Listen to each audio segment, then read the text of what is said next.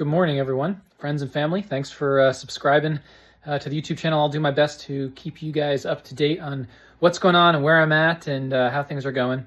Sorry, I had to keep my hair back out of my eyes. It's getting a little longer. So short video today talking about the gear that I'm taking along. And it's important to note that because I'm leaving early in February 11th, I can't go with like an ultralight pack. So I know a lot of folks who've looked into hiking on the Appalachian Trail try to keep their packs between like 15 maybe 25 pounds. But when you're hiking in February and going through the potential for significant cold and wet and freezing rain, that's just not safe. And so I'm erring on bringing some extra clothes to keep me warm, and then I'll be sending stuff home after I make it through the Smoky Mountains and a little bit further north in there when the weather starts to get warmer. So I'm leaving February 11th, and let me show you about some of the gear that I'm taking. So for those of you who know me, you know that I love my bikes, and so the bikes have been moved to the side now as I prep the room for getting things ready to go. So I'm using a pretty neat website called Lighter Pack, which allows me to not only track everything that I want to take with me, but also include the weights so that I can double check to make sure that the gear that I'm taking isn't going to push me over the limit. I have a sub 35 pound pack for the wintertime. So my pack, I'm using a Durston Kakwa 55 pack. I've been practicing with it and done several, probably spent over a week now out in the hiking with it. I like it. It's not the most comfortable pack, but it's about as light as it gets. There's a few other companies that make ultralight packs, but I like this one. I'm also bringing a pretty warm sleeping bag. So this is a 10-degree sleeping bag from Feathered Friends. I've had this for a while. It runs a little bit cooler than normal for Feathered Friends. Usually Feathered Friends stuff is about as good of a down as you can get. Because this one runs a little cooler, I use a slightly warmer liner inside of it. It's actually a thin fleece liner. Gives me comfort all the way down to probably -5, -10 degrees. Use a ultralight Thermarest pad, and I'm using a Durston two-person tent. I'm only traveling by myself, but I love that extra room to sort of spread out and get a little room in the tent. And you're probably wondering, if I'm taking the Thermarest, why am I also bringing that Nemo pad? I cut it down a little bit so it's not as long. It is a little heavy. It's probably a luxury item for me, but I have a bad back, and I have found that putting that underneath the Thermarest not only gives me more padding and more warmth in the wintertime, but it also keeps the Thermarest from sliding around in the tent.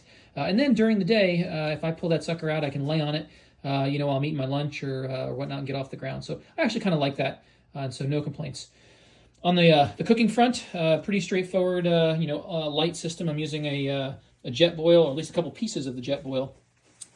Small Jetboil pot, about half a liter of space there, with a smaller size Jetboil butane propane mix, Jetboil stove. The only thing that I'm taking from another system is I love my little Optimus fire starter. I've used this thing forever. It's pretty light. It'll start just by clicking the button there. I do bring the lighter. It's as a backup, but I think that overall this is going to work well for me.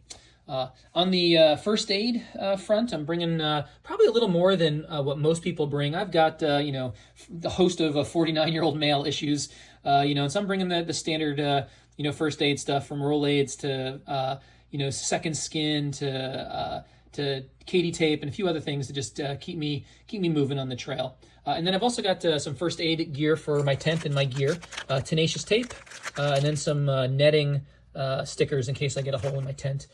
I also like to keep my stuff organized, and so I've also got my sleeping / toothbrush, toothpaste kit right there. These little bags are super light. They're not very heavy from Hilltop Packs, and so for me, it keeps my stuff organized. I may get rid of them on the trail if I'm trying to get lighter as time goes on, but I'm going to start with them.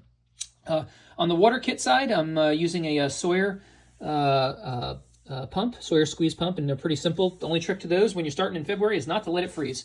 So the Sawyer pump, the CNOC water capture system, so that's where the dirty water goes, and then I will push it into my water bottles. I will note that because I'm starting in February, I'm also taking a Nalgene. I've hiked in the winter a lot, and that Nalgene is a lifesaver. If it gets cold, I get wet or hypothermic, I fill that Nalgene with boiling water, put that in my tent, in my sleeping bag, and that'll help me warm up pretty quickly. So that's a lifesaver. It can also serve for other purposes, pee bottle or whatever else I need. Not drinking water though.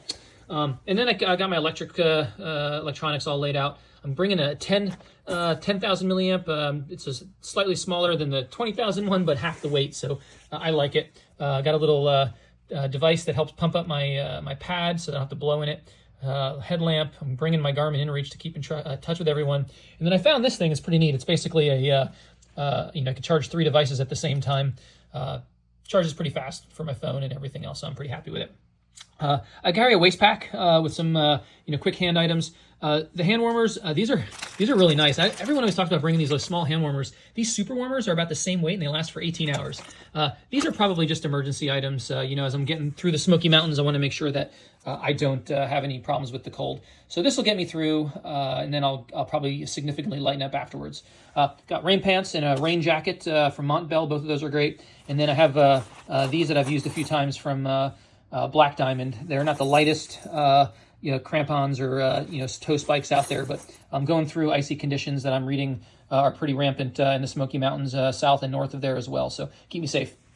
On the clothing front, so because it's the wintertime, I'm carrying a little bit more than I normally would. I'll probably get rid of like half of this clothing, but just running really quick. I've got gloves, I've got liners, and then I've got waterproof gloves just in case, and they're not very heavy, but they'll keep my hands warm. I carry a balaclava in case I need it. These are actually super light down mitts for when you get to a campsite. Same with the down booties. I get really cold at night, and those down mitts and down booties for just a couple ounces to me are worth it until I get out of the February, early March cold, and then I'll send all that stuff home.